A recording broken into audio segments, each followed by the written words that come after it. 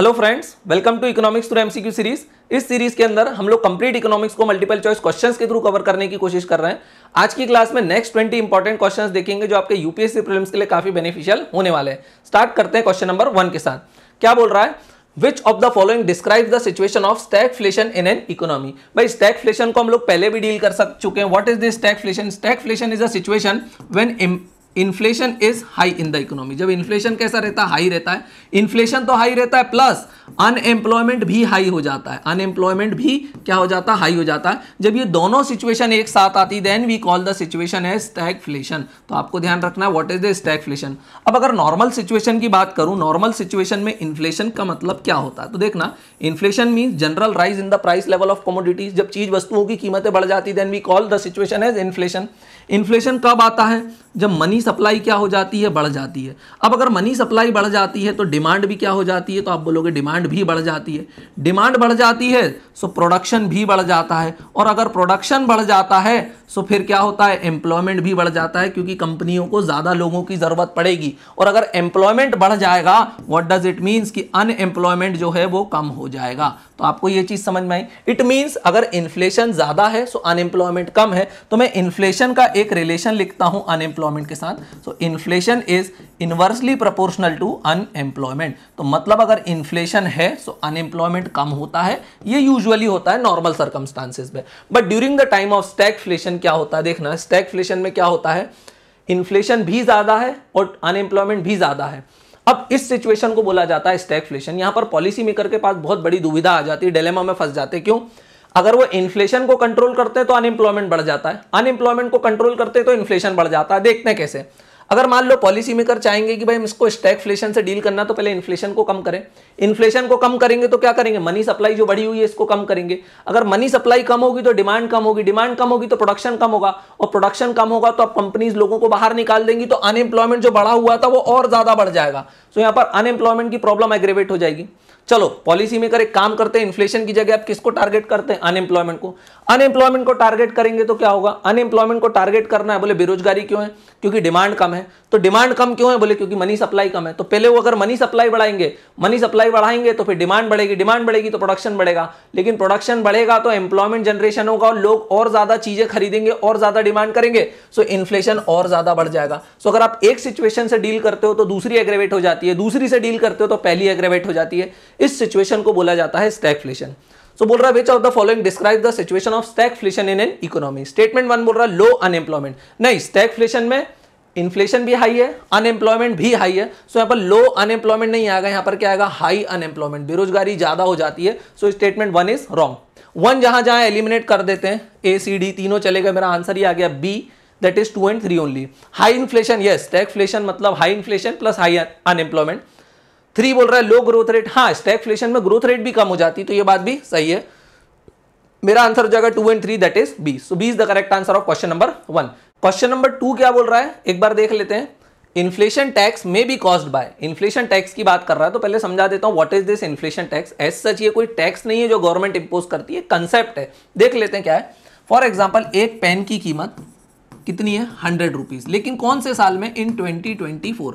आज के समय एक पेन कितने का आता है? 100 रुपए का आता है। यही पेन कितने का हो जाता है? 110 रुपीज का हो जाता है। कब? इन 2025।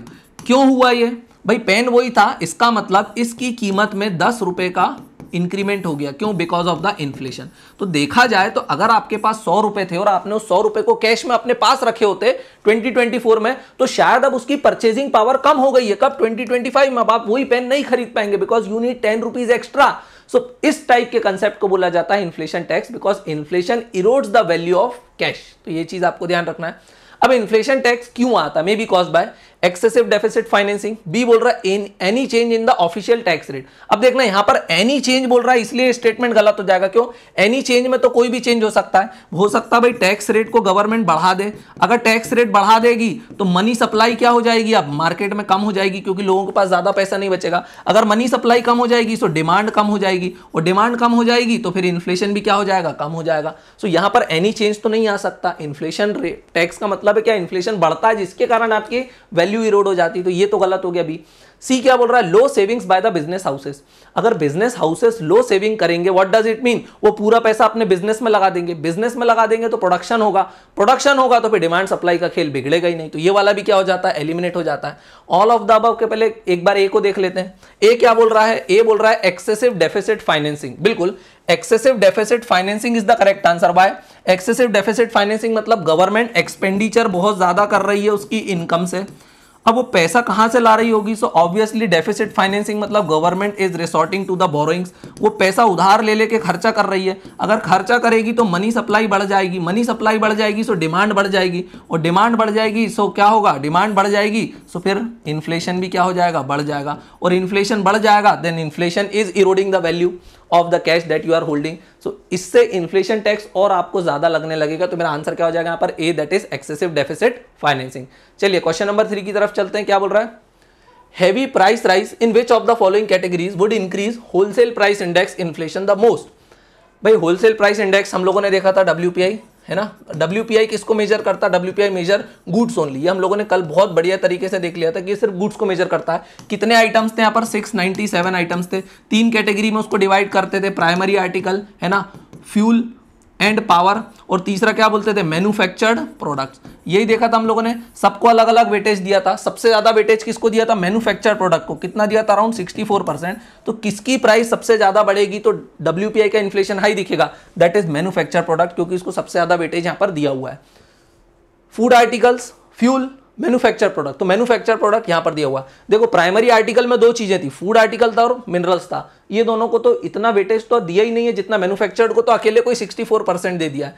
फ्यूल को कितना दिया हुआ वो मैंने यहां पर दिया हुआ है। तो देखो 3 कैटेगरी थी, primary article, fuel and power and manufactured product. Manufactured को सबसे ज्यादा दिया हो 64.2, प्राइमरी में फूड और अदर थे तो उनको कितना दिया हुआ, around 15.3 and 7.3। Fuel and power को 13.2% दिया हुआ है। तो सबसे ज्यादा इंक्रीमेंट कब होगा WPI इन्फ्लेशन में, when the price of manufacture product is increasing. ये चीज आपको ध्यान रखना है। चलिए नेक्स्ट क्वेश्चन देख लेते हैं, क्वेश्चन नंबर 4। क्या बोल रहा है, if the inflation rate was too low in the corresponding period of the previous year, even a relatively smaller rise in the price index will arithmetically give a high rate of current inflation, this is referred to as the base effect। अब ये देख लेते हैं what is this base effect। भाई question क्या बोलना चाह रहा है, एक बार आप उसकी लैंग्वेज को समझो। वो बोल रहा है कि अगर इन्फ्लेशन रेट बहुत कम है, मान लो कोई सा भी साल है, 2023 में inflation rate, for example inflation कितना है, बोले इन्फ्लेशन इज 0%। कम है, बहुत कम है, बोले हाँ बिल्कुल कम है। अब देखना ये कम है, कितना कम है, बोले चलो मैं मान लेता हूं फॉर एग्जांपल 0% है या 1% है, this is low inflation rate. हाँ, अब 2024 में इन्फ्लेशन रेट थोड़ा सा बढ़ गया, थोड़ा सा बढ़ गया मतलब कितना बढ़ा, अभी भी इन्फ्लेशन कोई ऐसा नहीं कि आसमान को छू रहा है, अब कितना हो गया 5%। दिस इज डिजायरेबल ऑल्सो, लेकिन देखा जाए तो 5% 1% के मुकाबले कितने गुना बढ़ गया, 5 टाइम्स। सो हम क्या बोलेंगे, ये क्यों हो रहा है, because of the base effect. For example कोई चीज 100 रुपए की थी, है ना, 2022 में भी वो 100 रुपए की थी, तो इसमें कितना टैक्स, बोले इन्फ्लेशन कितना हुआ 0%। लेकिन 2022 में वो 100 रुपए की थी, 2023 में भी वो 100 रुपए की थी, लेकिन अब मान लो 2024 में वही चीज कितने की हो गई, 105 रुपए की हो गई। तो अभी भी कोई बहुत महंगी नहीं हुई, सिर्फ 5% ही टैक्स लगा, लेकिन 0 के कंपैरिजन में 5 is a very big number बोल सकते हैं, क्योंकि 0 से कंपेयर कर रहे हो। तो दिस इज बेस इफेक्ट। ये GDP कैलकुलेशन में भी काम आता है, तो आपको ध्यान रखना बेस इफेक्ट के कारण ऐसी सारी चीजें देखने के लिए मिलती है कि इन्फ्लेशन बहुत ज्यादा बढ़ गया। ये यूजुअली हमको डेवलप्ड कंट्रीज में देखने के लिए मिल जाता है। चलिए नेक्स्ट क्वेश्चन देख लेते हैं, क्वेश्चन नंबर 5। क्या बोल रहा है, consider the following statements. First बोल रहा है, if inflation is left uncontrolled in the boom period of the business cycle, it may lead to slow down और recession in the economy in the future. बात बिल्कुल सही है कि देखना भाई, हम लोगों ने पहले भी देखा था, इकोनॉमिक साइकिल से चलती है, this is boom bust boom bust boom bust, ऐसे ही चलती है। बूम पीरियड में क्या होता है, बूम पीरियड में इन्फ्लेशन बहुत ज़्यादा होता है। इन्फ्लेशन ज़्यादा होता है तो अनएम्प्लॉयमेंट कम होता है, मतलब सब चीज़ें बढ़िया बढ़िया चल रही हैं, डिमांड ज़्यादा है, इन्फ्लेशन ज़्यादा है, सब कुछ बढ़िया है, रामराज प्रजा सुखी। बूम के बाद क्या आता है, रेसेशन का टाइम आता है। रेसेशन है जिसको हम बोलते हैं, we call it depression. Depression में क्या होता है, अनएम्प्लॉयमेंट बढ़ जाता है ना, अनएम्प्लॉयमेंट बहुत ज़्यादा हो जाता है। फिर उसके बाद रिकवरी होती है, फिर बूम में जाते हैं, फिर बस्ट में जाते हैं, और इकोनॉमी ऐसे साइकिल के थ्रू चलती रहती है। अब ये बोल रहा है कि अगर इन्फ्लेशन को अनकंट्रोल छोड़ दिया जाए ड्यूरिंग द बूम पीरियड, कौन छोड़ेगा उसको, गवर्नमेंट छोड़ देगी। So it may lead to slow down और रेसेशन इन द इकोनॉमी। बात बिल्कुल सही है। देखना, अगर बूम पीरियड चल रहा है, बूम पीरियड मतलब क्या होता है, बूम पीरियड मतलब इन्फ्लेशन बहुत ज्यादा है ना, इन्फ्लेशन ज़्यादा है सो डिमांड ज़्यादा है, डिमांड ज़्यादा है तो प्रोडक्शन ज़्यादा है, और प्रोडक्शन ज़्यादा है तो क्या बोलेंगे हम, अनएम्प्लॉयमेंट कम है। यही बोल सकते हैं हम लोग, अभी हमने थोड़ी देर पहले भी देखा। अब अगर डिमांड ज़्यादा है, प्रोडक्शन ज़्यादा, अब डिमांड ज़्यादा है तो सभी की डिमांड ज़्यादा है, हो सकता है बड़ी बड़ी कंपनियां भी डिमांड कर रही हो कि हमको और इन्वेस्टमेंट की जरूरत चाहिए क्योंकि हमको ज़्यादा प्रोडक्शन करना है। सो गवर्नमेंट अगर अपना पूरा पैसा बूम फेज में ही फूंक देगी तो फिर वो रिकवरी में मदद कैसे करेगी लोगों की, क्योंकि रिकवरी या डिप्रेशन जो फेज आने वाला है, तो डिप्रेशन में क्या होगा देखना, डिप्रेशन में अब जब डिप्रेशन आएगा, गवर्नमेंट ने पूरा पैसा बूम पीरियड में खर्च कर दिया, अब आ गया डिप्रेशन या रिसेशन। रिसेशन में क्या होने वाला है देखना, मनी सप्लाई बहुत ज़्यादा कम है, मनी, क्योंकि लोग बेरोजगार हैं, मनी सप्लाई कम है जिसके कारण डिमांड कम है, डिमांड कम है तो प्रोडक्शन कम है, और प्रोडक्शन कम है सो अनएम्प्लॉयमेंट कैसा है, हाई है। तो गवर्नमेंट को क्या करना पड़ेगा, मनी सप्लाई को बढ़ाना पड़ेगा, लेकिन गवर्नमेंट ने तो अपना पहला पूरा पैसा बूम पीरियड में ही फूंक दिया, सो वो रिसेशन में ज़्यादा कुछ कर पाएगी कि नहीं कर पाएगी। अब आप बोलोगे कि सर बूम के बाद ये बस्ट आता ही क्यों है, बूम के बाद डिप्रेशन आता ही क्यों, क्योंकि बूम में क्या होता है, प्रोडक्शन बढ़ते जाता, एम्प्लॉयमेंट भी बढ़ता है, एम्प्लॉयमेंट बढ़ता तो डिमांड और बढ़ती है, डिमांड और बढ़ती तो इन्फ्लेशन और बढ़ता है, फिर एक समय में आता है कि वो बलून फूट जाता है, लोगों को लगता है कि नहीं इतने ज़्यादा प्राइसेस अब हम नहीं दे पाएंगे किसी कमोडिटी के लिए, और जब वो प्राइसेस नहीं देते हैं तब अचानक से डिमांड गिरती है, डिमांड गिरती तो प्रोडक्शन गिरता है, प्रोडक्शन गिरता तो अनएम्प्लॉयमेंट बढ़ता है, and then we will have a problem of, क्या बोलते हैं इसको, डिप्रेशन। समझ में आ रहा है आप लोगों को। सो अगर इन्फ्लेशन को अनकंट्रोल छोड़ दिया जाए then it may lead to, ये बोल रहा शायद ऐसा हो सकता है, बिल्कुल ऐसा हो सकता है, तो शायद बात कर रहा, पॉसिबिलिटी की बात कर रहा, then this statement is correct. Statement 2 बोल रहा है cut down in labour force is one of the strategies adopted by firm to cope up with the severe cut in demand in the economy. बात बिल्कुल सही है भाई, अगर demand कम हो गई है इकोनॉमी के अंदर तो कंपनियां क्या करेंगी, कंपनियां लेबर को क्या करेंगी, कट शॉर्ट कर देंगी, कम कर देंगी। क्यों, क्योंकि अब इतनी डिमांड नहीं है, इतना प्रोडक्शन नहीं करना तो लेबर की जरूरत भी नहीं है, सो अनएम्प्लॉयमेंट बढ़ जाएगा इस सिचुएशन में। Which of these is true, both of them is true, so answer is C. So C is the correct answer of question number 5। चलिए नेक्स्ट क्वेश्चन देखते हैं, question number 6। Consider the following statements, inflation benefits lenders. पहला बोल रहा है inflation benefits lender, lender मतलब जो loan provide करता है। देख लेते हैं, फॉर एग्जांपल मैंने लोन लिया किससे, बैंक ऑफ इंडिया से, मैंने लोन लिया बैंक ऑफ इंडिया से, है ना। बैंक ऑफ इंडिया से अगर मैं लोन लूंगा तो मुझे कुछ ना कुछ इंटरेस्ट देना पड़ेगा, तो बोले मैंने कितने परसेंट इंटरेस्ट पे लिया, 5% पर एनम पे लोन लिया।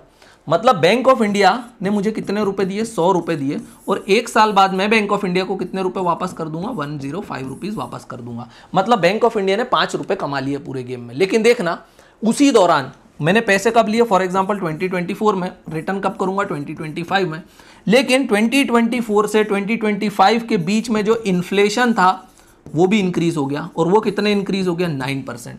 सो 100 रुपए, अब देखना मैंने बैंक ऑफ इंडिया से 100 लिए, मैं उसको दूंगा 105, लेकिन उसके 100 रुपए की वैल्यू अब 109 रुपए नहीं हुई, तो उसकी तो वैल्यू इरोड हो गई ना, बोल सकता हूं मैं इजीली। क्यों, क्योंकि इन्फ्लेशन ज्यादा था। हो सकता है बैंक ऑफ इंडिया उस 100 रुपए से पहले पेन खरीद सकती हो, लेकिन 2025 में उस 100 रुपए से पेन नहीं खरीद पाई। क्यों, बिकॉज ऑफ दिस 9% इन्फ्लेशन। सो देखा जाए तो उसने 5% कमाया नहीं, उसने 4% गवा दिया है।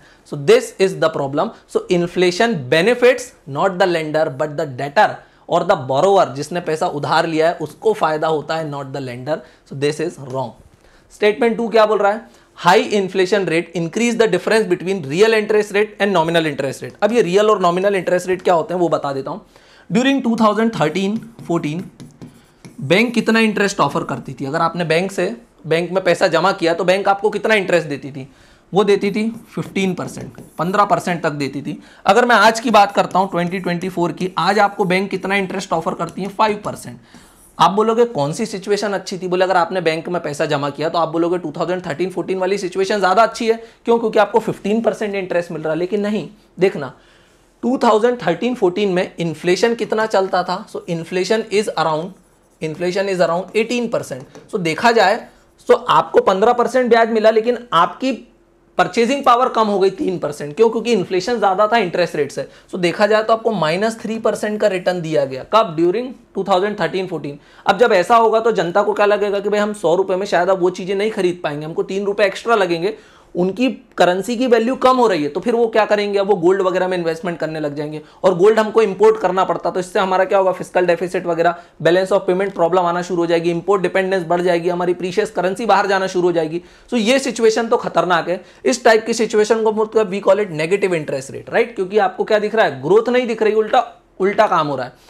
2014-15 में 24-25 में बोले कितना इंटरेस्ट मिलता है बैंक से 5%। क्यों? क्योंकि बोले इन्फ्लेशन सिर्फ कितना है 4%। सो देखा जाए 100 रुपए महंगाई के साथ 104 होंगे, लेकिन बैंक आपको 105 दे देगा, मतलब आपकी कीमत 1 रुपए बढ़ गई है। सो हम इसको क्या बोलते हैं, we call it real interest rate. इसको क्या बोलते हैं, नॉमिनल इंटरेस्ट रेट। नॉमिनल मतलब आपको जो दिख रहा है कि अरे बहुत बड़ा पैसा मिलेगा, बट अगर उसको इन्फ्लेशन के साथ एडजस्ट करोगे तब पता चलेगा एक्चुअली कितना पैसा मिलने वाला है। सो अगर मुझे रियल और नॉमिनल के बीच में डिफरेंस देखना है तो कैसे, फॉर एग्जाम्पल बैंक ने आपको कितने परसेंट ब्याज दिया, 15%, लेकिन उसमें से इन्फ्लेशन को घटा दो, इन्फ्लेशन कितना था, बोले 13%। सो देखा जाए तो आपको एक्चुअल इंटरेस्ट कितना मिला, 2%। सो this is the real interest rate.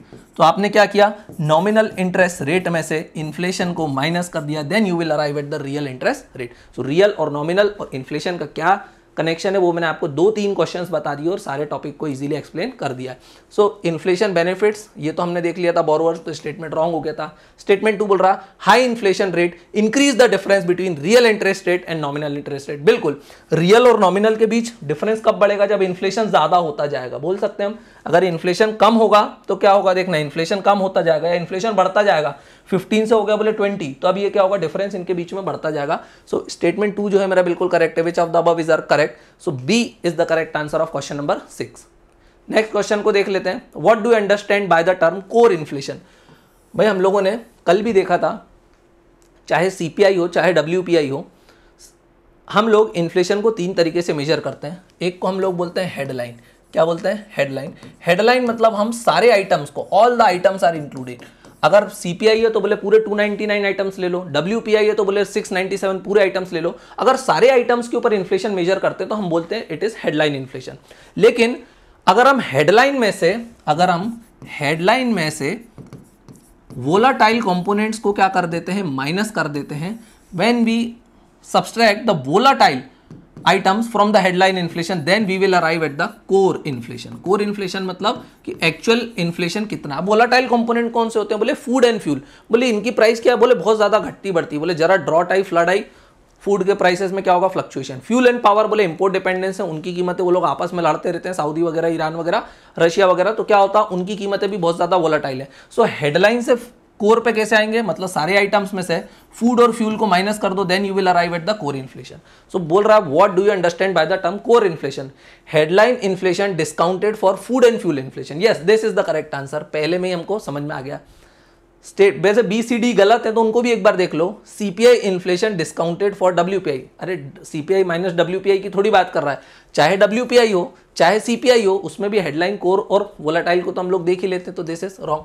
Headline inflation discounted for service sector inflation, भाई सर्विस सेक्टर तो सिर्फ सीपीआई में, डब्ल्यूपीआई का क्या फिर, this is also wrong. Fourth क्या बोल रहा है, core industrial sector inflation discounted for raw material prices, पता नहीं क्या बात कर रहा है। हमारा आंसर क्या होगा, A is the correct answer of question number 7। चलिए नेक्स्ट क्वेश्चन देख लेते हैं हम लोग। नेक्स्ट क्वेश्चन देखने के पहले फ्रेंड्स आपको बताना चाहता हूं, अगर आप लोग भी यूपीएससी और एमपीपीएससी की तैयारी करना चाहते हैं, that to at the most affordable price of ₹4500 only, तो परसिवरेंस आईएएस की ऐप के ऊपर आपके लिए न्यू बैचेस अवेलेबल है। अगर आपको ये वीडियो पसंद आता है तो चैनल को सब्सक्राइब करना है, वीडियो को लाइक करना, अपने फ्रेंड्स के साथ शेयर करना है। चलिए क्वेश्चन नंबर 8 को देख लेते हैं।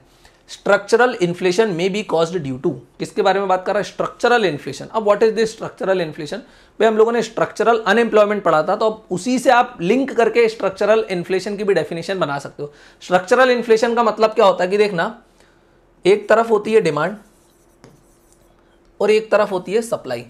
डिमांड और सप्लाई में बैलेंस बना रहता है तो इन्फ्लेशन अंडर कंट्रोल रहता है, राइट। सप्लाई कौन करता है, बोले फर्म्स वगैरह, फैक्ट्रीज वगैरह, जिसको हम बोलते हैं फर्म्स। फैक्ट्री वगैरह करती है सप्लाई, मतलब ये मेनली किसका काम करती है, प्रोडक्शन का काम करती है ना। अब क्या हो, मान लो फैक्ट्रीज जो प्रोडक्शन कर रही हैं, अचानक से डिमांड ही चेंज हो जाए, ये जो पूरी डिमांड है ये क्या हो जाए, चेंज हो जाए। जिस चीज की लोग पहले डिमांड करते थे अब उन्होंने उनकी डिमांड ही बदल दी, demand all of sudden change हो जाए, तो क्या सप्लाई भी अचानक से फैक्ट्रीज बदल देंगी, नहीं। हो सकता है फैक्ट्रीज के पास वो सारी चीजें ना हो जिससे वो एकदम से क्या हो, बदलती हुई डिमांड को कोप अप कर पाए, उस टाइप के इन्फ्लेशन को। क्योंकि अब सप्लाई क्या हो जाएगी, सप्लाई हो जाएगी कम और डिमांड चेंज होकर बढ़ जाएगी। तो अगर सप्लाई कम हो गई है, सप्लाई कम क्यों हुई है, क्योंकि स्ट्रक्चरल चेंज हो गया इकोनॉमी में, लोगों की डिमांड बदल गई है, और अगर वो डिमांड फुलफिल नहीं हो पाई then there will be problem of inflation, क्योंकि डिमांड ज्यादा और सप्लाई कम हो गई है। सो पहला बोल रहा lack of skilled labour in the economy. भाई स्किल्ड लेबर तो हो सकती है, हो इकोनॉमी इकोनॉमी में, लेकिन वो स्किल्ड लेबर ना हो जिस चीज की डिमांड हो रही है। स्किल्ड लेबर बहुत है, बोले पेन बनाने के बहुत स्किल्ड लेबर है, बोले लेकिन अब जनता क्या चाहती है, रिमोट चाहती है। तो ये चीज समझ में आ गई। मोबाइल बनाने वाले बहुत सारे लोग हैं, लेकिन अब जनता क्या चाहती है, बोले कंप्यूटर चाहती है। तो आप कंप्यूटर नहीं बना पा रहे हो, मोबाइल तो बना पा रहे हो, लेकिन मोबाइल की डिमांड ही नहीं है, डिमांड बदल के अब क्या हो गई है, कंप्यूटर की डिमांड हो गई है। So this is wrong. Monetary policies of the government, structural inflation monetary policy के कारण होता है, नहीं, वो because of the structure of the economy, structure has change, the demand of the people has change, जिसके कारण ये इन्फ्लेशन आ रहा, तो ये भी नहीं होगा। Excess of capital goods in the economy, capital goods ज्यादा होंगे तो शायद प्रोडक्शन ज्यादा होगा, लेकिन किस टाइप का प्रोडक्शन ये उसकी बात नहीं कर रहा है। So this is also wrong. D क्या बोल रहा है, chronic deficiency of supply over demand. Yes, supply क्या हो रही है, सप्लाई कम हो गई है, क्यों, क्योंकि वो चीजों की सप्लाई नहीं हो पा रही जिस चीज की डिमांड है। So chronic deficiency of supply over demand, और डिमांड क्या हो गई है, बढ़ गई है। So this is the correct answer. तो D is the correct answer of question number 8। अब देखना ऐसा क्यों होता है, स्ट्रक्चरल इन्फ्लेशन क्यों आता है, because of the demand of the product has change, technological production होने लग गया है जो चेंज हो गया है, कॉम्पिटिशन होने लग गया है जिसके कारण ये प्रॉब्लम आ सकती है। नेक्स्ट क्वेश्चन देख लेते हैं, Fisher effect. Fisher effect shows the relationship between, जब फिशर इफेक्ट को फॉलो नहीं करो तो उसका नियम बता देता हूं मैं क्या है। Fisher effect is the relationship between inflation and interest rate. अब भाई फिशर रेट क्या बोलता है कि भाई बैंक को या किसी भी इंस्टीट्यूशन को लोगों को कितना इंटरेस्ट देना चाहिए। भाई बैंक हमको क्या देती है, इंटरेस्ट देती है। अब देखना, फॉर एग्जाम्पल मैंने मेरे पैसे कहाँ जमा करे, एसबीआई में। एसबीआई में मैंने कितने रुपए जमा करे, अगेन 100 रुपये जमा करे। 100 रुपये जमा करे इन 2023। उस 100 रुपये से मैं एक पेन खरीद सकता था 2023 में। अब एसबीआई में मैंने पैसे जमा करे, एसबीआई ने बोला हम आपको कितना रिटर्न देंगे, 5% रिटर्न देंगे। सो वो मुझे अगले साल, मतलब इस साल, आज के साल वो मुझे कितना रिटर्न दे देगी, 2024 में 105 रुपये दे देगी। लेकिन यही पेन की कीमत जो 100 रुपये थी कब, 2023 में, अब इस पेन की कीमत कितनी हो गई है, 110 रुपये। सो देखा जाए तो क्या अब मैं इस पेन को खरीद पाऊंगा। एसबीआई ने तो मुझे मेरे पैसे बढ़ा के दिए, बट क्या मैं सच में इस पेन को खरीद पा रहा हूं, इस पेन को अब मैं नहीं खरीद पाऊंगा। क्यों, बिकॉज ऑफ द इन्फ्लेशन, क्योंकि इन्फ्लेशन कितना बढ़ गया इसी दौरान, 10% बढ़ गया, और मुझे ब्याज कितना मिला, 5%। तो अगर ऐसा होगा तो मैं भी एसबीआई की चाल को समझ जाऊंगा। सो मैं बोलूंगा आपने तो मुझे 5% नेगेटिव इंटरेस्ट दे दिया उल्टा, क्योंकि मेरी परचेजिंग पावर कम कर दी। सो अब मैं एसबीआई में पैसा डालूंगा क्या, डिपॉजिट में, मुझे पता है मेरे पैसे की परचेजिंग पावर कम हो रही है। तो इस सिचुएशन में मैं क्या करूंगा, मैं गोल्ड वगैरह में इन्वेस्टमेंट करूंगा, मैं और जगह जाऊंगा, पैसा विदेशों में लगाऊंगा, लेकिन भारत के एसबीआई में नहीं डालूंगा। क्यों, क्योंकि मुझे यहां पर नेगेटिव इंटरेस्ट देखने के लिए मिल रहा है। सो इससे बचने के लिए फिशर बताते हैं कि आप पैसे को बाहर जाने से बचने के लिए या गोल्ड में इन्वेस्टमेंट बचाने के लिए आप क्या कर सकते हो। तो बोले जो भी इन्फ्लेशन चल रहा है, बोले आप फिक्स मत करो कितना ब्याज दोगे, बोले whatever is the inflation plus some amount of interest. For example inflation बोले कितना है, बोले 5% है, तो बोले ठीक है 5% प्लस आप लोगों को कितना देना चाहते हो, 2%, तो आप कितना दे देना, 7%। किसी साल बोले इन्फ्लेशन कितना है, 9%, तो बोले आप लोगों को तो 2% एक्स्ट्रा दोगे, तो कितना दे देना, 11%। बोले आप इन्फ्लेशन के साथ ब्याज दरों को क्या कर दो, लिंक कर दो, मतलब जनता को एटलीस्ट कुछ तो इंटरेस्ट दो। सो this is the real interest, this is the real rate of interest. और बाकी तो क्या है, इन्फ्लेशन के कारण वैल्यू इरोड हो रही है। So Fisher shows the relationship between inflation and interest rate. During the reign of Congress government, उन्होंने फिशर इफेक्ट को या फिशर रूल को भूल गए थे। तो क्या हुआ था, 2013-14 में सरकार तो कितना ब्याज दे रही थी, 15%, बट इन्फ्लेशन उस समय कितना था, inflation is around 18%। So people are getting -3% as the negative rate of interest. तो फिर -3% लेने के लिए बैठे हैं क्या, नहीं। सो वो गोल्ड वगैरह में इन्वेस्टमेंट करेंगे, और गोल्ड में इन्वेस्ट करेंगे तो अगेन करेंसी हमारी क्या होने लग जाएगी, डी वैल्यू होने लग जाएगी, क्योंकि हमारा पैसा बाहर जाएगा और गोल्ड तो भारत में होता नहीं, उसको तो हमको विदेश से बुलवाना पड़ता है। सो ये सारी प्रॉब्लम से डील करना है तो आप क्या कर सकते हो, फिशर इफेक्ट को यूज कर सकते हो। That's is inflation and interest rate. Inflation के साथ लोगों के ब्याज दरों को आप एडजस्ट करो, प्लस उनको कुछ रियल इंटरेस्ट रेट दो। सो answer is a. So A is the correct answer of question number 9। Next question देख लेते हैं। In India inflation indexed bond, inflation index bond के बारे में बात कर रहा है। देखना, हम लोग बॉन्ड का मतलब क्या होता है, बॉन्ड या जिसको डिबेंचर्स बोलते हैं। बॉन्ड मतलब हम किसी भी कंपनी को पैसा उधारी में देते हैं, बोल सकते हैं हम किसी भी कंपनी को पैसा क्या देते हैं, उधारी में देते हैं। तो कंपनी बदले में हमको क्या पे करती है, इंटरेस्ट पे करती है। अब कंपनी कितना इंटरेस्ट पे करे, कंपनी के लिए भी प्रॉब्लम है। फॉर एग्जांपल कंपनी ने हमको कितना इंटरेस्ट पे करा, 5% इंटरेस्ट पे करा, लेकिन उसी साल अगर मान लो इन्फ्लेशन कितना हो गया, इन्फ्लेशन हो गया अगर 7%, तो फिर अगेन हमको तो क्या हो गया, -2% का रेट ऑफ इंटरेस्ट मिल गया। So this is again a problem. So बोले कितना दें, तो बोले बॉन्ड कैसे निकालो, इन्फ्लेशन इंडेक्स बॉन्ड। बोले बॉन्ड के जो इंटरेस्ट रेट है उसको इन्फ्लेशन के साथ जोड़ दो। सो अब बोले एक नया बॉन्ड निकालते हैं। बोले ये बॉन्ड कैसा है, बोले this is inflation index bond. ये क्या बोलता है कि जो भी इन्फ्लेशन रेट है, what ever is the inflation rate, plus हम आपको 1% एक्स्ट्रा देंगे। तो अगर इन्फ्लेशन रेट कितना है, बोले 5% है, सो प्लस 1% करके कितना दे देंगे आपको 6%। अगर इन्फ्लेशन बोले 8% है तो आपको ब्याज कितना मिलेगा, प्लस 1 करके 9%। So at least you will get the real rate of interest. समझ में आया? So these type of bonds are known as inflation index bond, क्योंकि उनकी ब्याज दरों को वो इन्फ्लेशन के साथ जोड़ देते हैं। So we call them inflation index bond.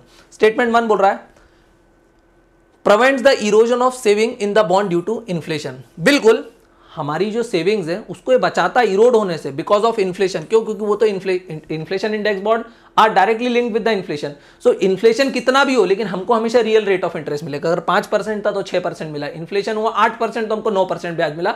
So it prevents the erosion of our savings. Yes, बात बिल्कुल सही है।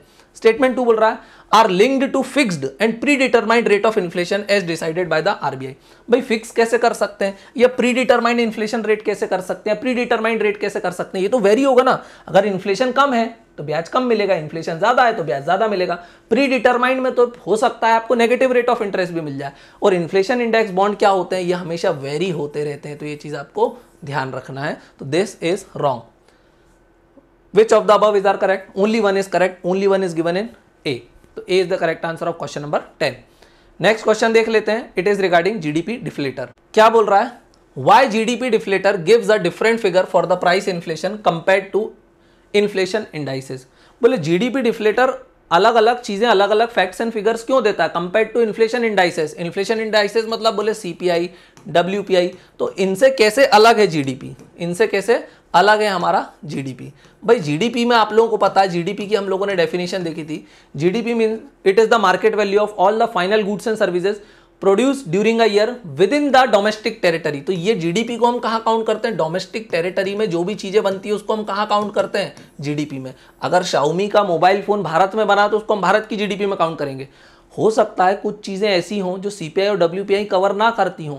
क्यों? क्योंकि उनका उतना ज्यादा कंज्यूमर पे इंपैक्ट नहीं है, लेकिन जीडीपी के ऊपर तो इंपैक्ट है। फॉर एग्जांपल अगर फोर्ड अपनी बहुत सारी कारों को भारत में बनाता है और उसको वो अमेरिका क्या कर देता है? एक्सपोर्ट कर देता है, फिर भी हम उसको हमारी जीडीपी में काउंट करेंगे। लेकिन फोर्ड की कारें अमेरिका में महंगी है, सस्ती है, वो सीपीआई और डब्ल्यूपीआई थोड़ी कवर कर पाएंगे। चलिए क्वेश्चन नंबर 1 को देख लेते हैं क्या बोल रहा है। और वैसे जीडीपी डिफ्लेटर क्या होता है ये आप लोगों को पता होगा। जीडीपी डिफ्लेटर हमको बताता है इन्फ्लेशन कितना है। What is the GDP deflator? So GDP deflator का मतलब होता है nominal GDP upon real GDP into 100 होता है। और ये हम लोगों ने प्रीवियस क्लासेस में बहुत अच्छे से डील कर लिया था, तो आप आराम से देख लेना। चैप्टर नंबर 2 क्लास 12 की मैक्रो इकोनॉमिक्स से ये क्वेश्चन उठाया हुआ है। स्टेटमेंट 1 बोल रहा था basket of goods considered under GDP deflator is much wider than that of inflation indices. बिल्कुल जीडीपी में हम वो सारी चीजों को कवर करते हैं जो भारत के अंदर बनती है। हो सकता है वो इन्फ्लेशन इंडेक्स है, सीपीआई डब्ल्यूपीआई कवर ना करें। जैसे मैंने बताया फोर्ड की कार, अगर फोर्ड की कार विदेश जा रही है तो उससे हम लोगों को कोई इंपैक्ट नहीं पड़ेगा, वो महंगी हो रही है, सस्ती हो रही है, लेकिन जीडीपी पे इंपैक्ट पड़ेगा because they are produced within the territory of the country. तो ये बात बिल्कुल सही है। स्टेटमेंट 2 बोल रहा है imported and exported goods are not considered in GDP deflator calculation. Imported goods and exported goods are not considered under GDP deflator. ये बात सही है गलत है? देखना, इंपोर्टेड गुड्स जो हम बाहर से बुलाते हैं उसको तो जीडीपी डिफ्लेटर में काउंट नहीं करते हैं, लेकिन एक्सपोर्टेड गुड्स को तो करते हैं। जो फोर्ड की कार्स हम भारत में बना रहे हैं उसको तो हम भारत की जीडीपी में काउंट करते हैं। जो लैपटॉप हम विदेश से बुलवा रहे हैं उसको काउंट नहीं करते जीडीपी में, क्योंकि वो बाहर बनी है, लेकिन जो चीज भारत में बनी है उसको तो काउंट करते हैं। तो ये बोल रहा है both imported and exported goods are not considered. ये गलत हो जाएगा। Imported goods are not considered but exported goods are considered in the calculation of GDP deflator. So statement 2 मेरा क्या हो जाएगा? इनकरेक्ट हो जाएगा। Which of the above is are correct? Only one is correct, only one is given in option A. So A is the correct answer of question number 11। Next question है question number 12। Why does stagflation pose a dilemma for the policymaker in the short run? Stagflation policy maker के लिए problem क्यों create करता है? पहले question में भी हम लोगों ने देखा था what is this stagflation. Stagflation का मतलब होता है when inflation is high. Inflation क्या है? Inflation is high plus unemployment is also high. Unemployment भी कैसा है? अनएम्प्लॉयमेंट भी हाई है। अब इससे प्रॉब्लम क्या होगी देखना, नॉर्मल सिचुएशन में हम लोगों ने पहले क्वेश्चन में देखा था inflation is inversely proportional to unemployment, मतलब अगर इन्फ्लेशन बढ़ता है तो अनएम्प्लॉयमेंट कम हो जाता है, या अनएम्प्लॉयमेंट बढ़ता है तो इन्फ्लेशन कम हो जाता है। लेकिन स्टैगफ्लेशन में अगर आप इन्फ्लेशन को टारगेट करोगे तो अनएम्प्लॉयमेंट और ज्यादा बढ़ जाएगा, अनएम्प्लॉयमेंट को टारगेट करोगे तो इन्फ्लेशन और ज्यादा बढ़ जाएगा। अब ये सारी चीजें अपन ने क्वेश्चन नंबर 1 में ऑलरेडी डील कर ली, तो बार बार यहां पर रिपीट नहीं करेंगे। तो स्टैगफ्लेशन का सिंपल मतलब है inflation high plus unemployment is also high. Action design to lower inflation may exacerbate unemployment, बात बिल्कुल सही है। अगर आप इन्फ्लेशन को कम करोगे तो अनएम्प्लॉयमेंट बढ़ जाएगा। कैसे बढ़ जाएगा देखते हैं। इन्फ्लेशन को कम करना है तो इन्फ्लेशन आता क्यों है, क्योंकि मनी सप्लाई ज़्यादा है, मनी सप्लाई ज़्यादा है तो डिमांड ज़्यादा है, डिमांड ज़्यादा है तो प्रोडक्शन ज़्यादा है, प्रोडक्शन ज़्यादा है तो अनएम्प्लॉयमेंट कम है। अब अगर आप इन्फ्लेशन को कम करना चाहोगे, action design to lower the inflation may exacerbate unemployment, तो देखना अगर आप इन्फ्लेशन को टारगेट करोगे तो आप क्या करोगे, मनी सप्लाई को आप कम कर दोगे। अगर आप मनी सप्लाई को कम करोगे तो अब डिमांड कम हो जाएगी, डिमांड कम हो जाएगी तो प्रोडक्शन कम हो जाएगा, प्रोडक्शन कम होगा तो कंपनी लोगों को बाहर निकाल देगी, सो अनएम्प्लॉयमेंट बहुत ज्यादा बढ़ जाएगा। बात बिल्कुल सही है। सो अगर आप इन्फ्लेशन से डील करोगे तो अनएम्प्लॉयमेंट बढ़ जाएगा, बात बिल्कुल करेक्ट। स्टेटमेंट 2 बोल रहा है action design to lower unemployment may lead to higher inflation and worsen the stagflation, बात बिल्कुल ये भी सही है। अगर आप अनएम्प्लॉयमेंट को कम करने की कोशिश करोगे तो इन्फ्लेशन बढ़ जाएगा। तो बोले अनएम्प्लॉयमेंट को कम कैसे किया जा सकता है, बोले अनएम्प्लॉयमेंट को कम करना तो बड़ा आसान है। बोले कैसे, अनएम्प्लॉयमेंट आया क्यों है, अनएम्प्लॉयमेंट आया है because the demand is low, demand कम है, डिमांड कम है जिसके कारण प्रोडक्शन कम है ना। तो आप क्या करो, डिमांड को बढ़ाओ। बोले डिमांड को कैसे बढ़ा सकते हो आप, to increase the demand, to increase this demand you have to increase the money supply. और अगर आप मनी सप्लाई को बढ़ा दोगे तो फिर चीजें महंगी होना शुरू हो जाएंगी। तो अगर आप अनएम्प्लॉयमेंट को सॉल्व करोगे तो इन्फ्लेशन आएगा, इन्फ्लेशन को सॉल्व करोगे तो अनएम्प्लॉयमेंट आएगा। तो इस सिचुएशन में पॉलिसी मेकर डिलेमा में फंस जाते हैं कि करें तो करें क्या। Select the correct answer using the code below, so both 1 and 2 is correct, so answer is C. So C is the correct answer of question number 12। Question number 13 क्या बोल रहा है, with reference to gross domestic product GDP deflator consider the following statement.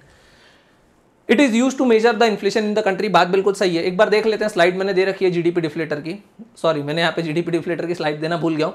GDP deflator का हम लोगों ने देखा था, what is this GDP deflator। GDP deflator का मतलब होता है nominal GDP upon real GDP into 100। और ऑलरेडी हम इस टॉपिक को काफ़ी डिटेल में डील कर चुके हैं, नॉमिनल जीडीपी क्या होती है, रियल जीडीपी क्या होती है, कैसे उसको इन्फ्लेशन के साथ एडजस्ट किया जाता है। तो जब जीडीपी डिफ्लेटर निकालते हैं तो जीडीपी डिफ्लेटर से हमको क्या पता चलता है कि इन्फ्लेशन इकोनॉमी के अंदर कितना चल रहा है, यही देखा था हम लोगों ने। और एक सिंपल एग्जाम्पल देखना है फटाफट, तो देख लेते हैं। फॉर एग्जाम्पल 2011-12 में कितनी कार बनाती थी, जीडीपी में सिर्फ 10 कार बनती थी, एक कार की कीमत कितनी थी, 2 लाख रुपए। सो टोटल जीडीपी कितनी आ जाएगी, 10 कार बनी 2 लाख के हिसाब से, तो बोले 20 lakh rupees is the GDP of this country, any country in 2011-12। अब वही कार हम 2024, 2025 में कितनी कार बना रहे हैं, 10 कार बना रहे हैं, लेकिन अब एक कार की कीमत कितनी हो गई है, 5 लाख रुपए हो गई है। कितनी हो गई है, 5 लाख रुपए हो गई है। सो अब जीडीपी कितनी आ जाएगी, 10 × 5 50 लाख रुपीज। सो कौन सी जीडीपी अच्छी है, 2011-12 की, ये 24-25 की। देखा जाए तो यहाँ पर जीडीपी तो डबल से भी ज्यादा होती हुई दिखाई दे रही है, लेकिन क्या एक्चुअल में प्रोडक्शन बढ़ा है, नहीं, प्राइस बढ़ने के कारण जीडीपी बढ़ी हुई दिखाई दे रही है। So this is nominal GDP because of the inflation and this is the real GDP जो एडजस्ट हो गई है इन्फ्लेशन के साथ।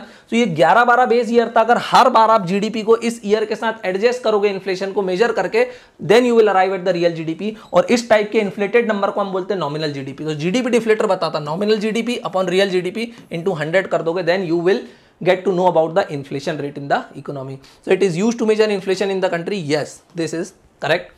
स्टेटमेंट 2 बोल रहा है it does not include the price of imports. भाई इंपोर्ट के प्राइस तो हम जीडीपी में मेजर करते ही नहीं है, क्योंकि जीडीपी मतलब it is the market value of all the final goods and services produce during a year with in the domestic territory. और इंपोर्ट मतलब वो चीज तो बाहर बनी है, तो वो तो बाहर वाले अपनी जीडीपी में काउंट करेंगे। So it does not include the price of import, बात बिल्कुल सही है। थर्ड बोल रहा था base year for GDP deflator is 11-12। Yes, मैंने बता दिया उसके लिए बेस ईयर क्या है, 11-12 है। सो select the which of the following statement given above is are correct. So 1, 2, 3 all are correct. So all are correct means D is the correct answer of question number 13.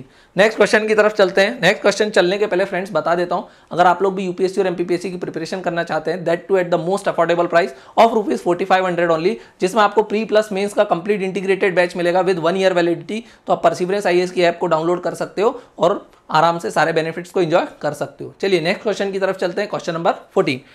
Which of the following is are measure to control inflation, inflation को control करने के कौन से तरीके हो सकते हैं। Statement 1 बोल रहा है increasing the GST rate on commodities, अगर आप जीएसटी बढ़ा दोगे तो अब लोगों को चीजें महंगी दिखने लग जाएंगी, तो अब उनकी डिमांड क्या हो जाएगी, तो उनकी डिमांड हो जाएगी कम, और अगर वो डिमांड कम करेंगे तो फिर इन्फ्लेशन अंडर कंट्रोल आ जाएगा। बात बिल्कुल सही है, so statement 1 is correct.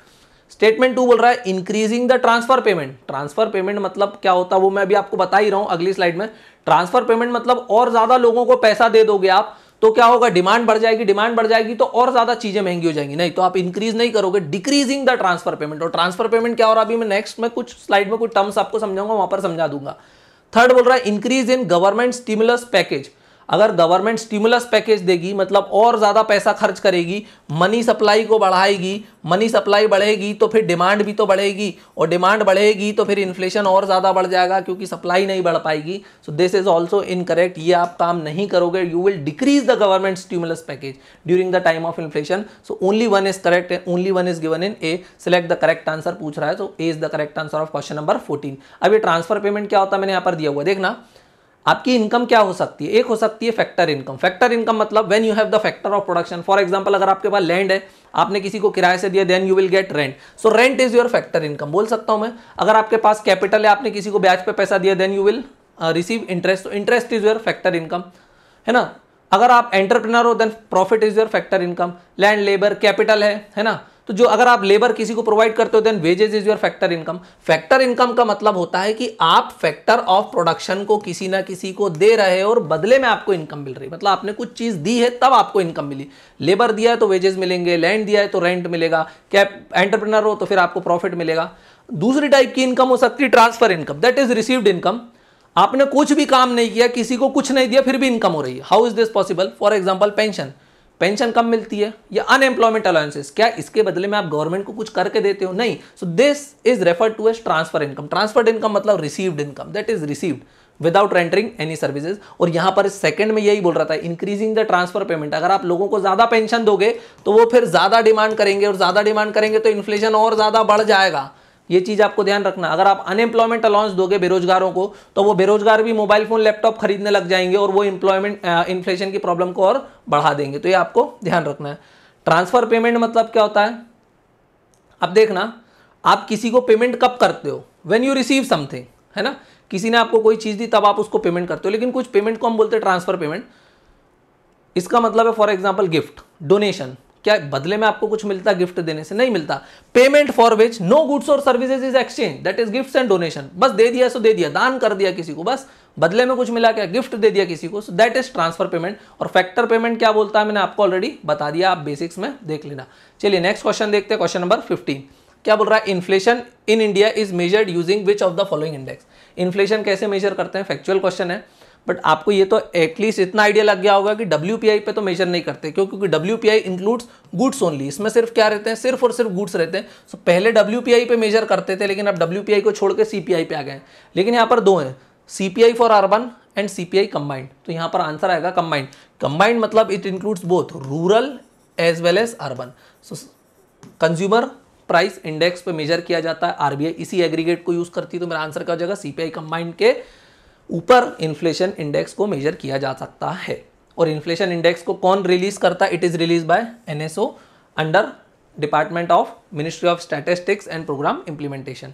Next question देख लेते हैं, question number 16 which among the following can result in demand pull inflation. अब इन्फ्लेशन दो टाइप के हो सकते हैं, देखना इन्फ्लेशन कितने टाइप के हो सकते हैं, inflation can be of two type.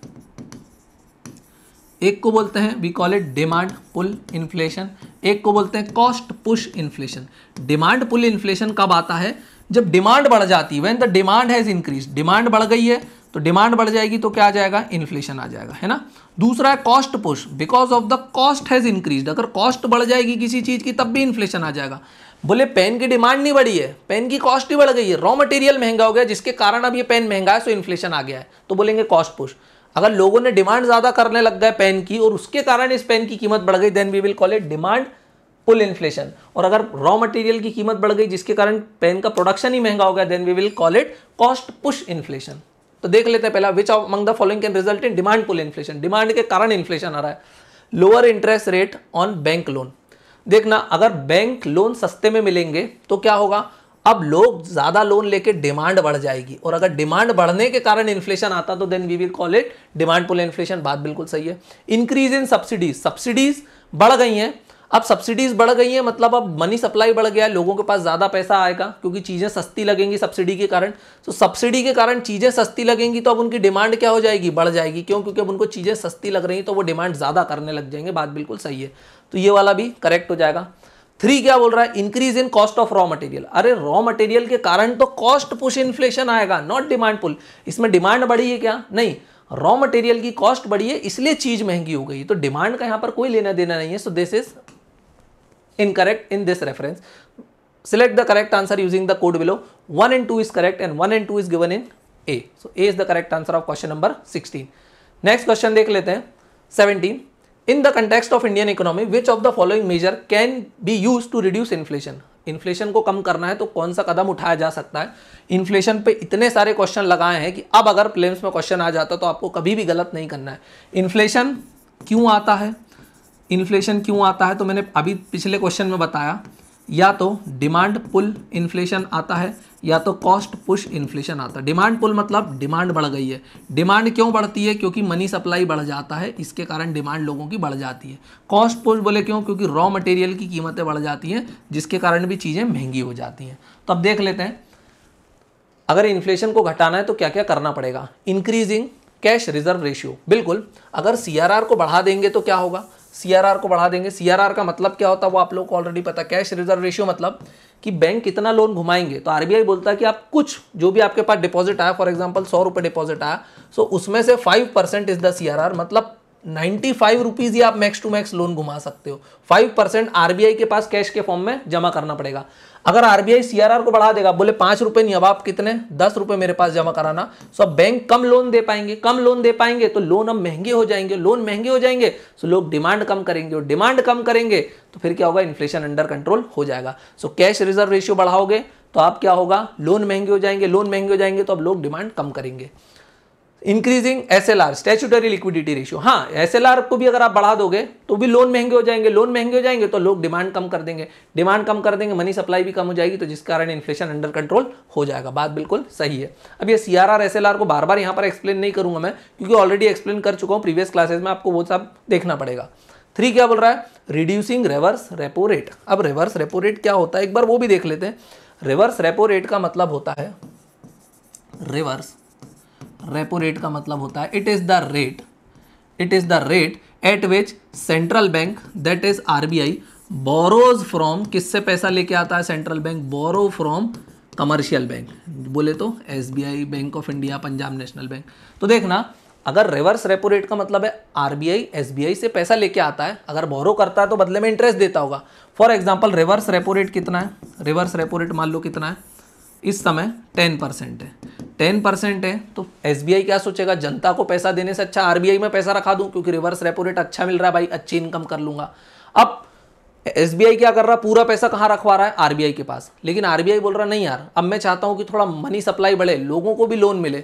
अब रिवर्स रेपो रेट कितना कर दिया RBI ने, 5%। अब बैंकों को लगेगा यार इससे अच्छा जनता को दे दें, 7-8% में ज्यादा कमाएंगे।